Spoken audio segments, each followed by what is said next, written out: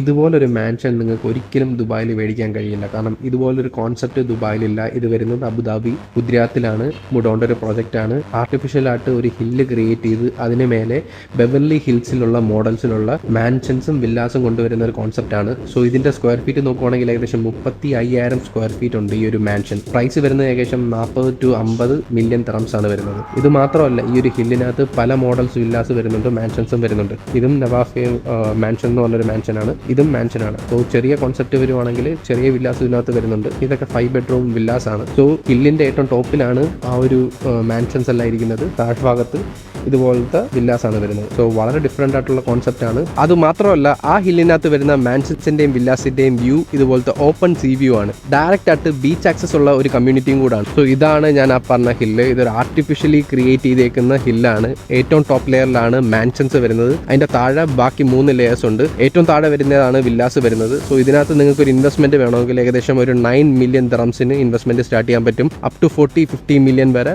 Mega മാൻഷൻസും മേടിക്കാൻ പറ്റും. So ഇതിനെക്കുറിച്ച് കൂടുതൽ ഡീറ്റെയിൽ നിങ്ങൾക്ക് അറിയണമെങ്കിൽ ജസ്റ്റ് എന്നെ ഒന്ന് കോൺടാക്ട് ചെയ്തുതരാം.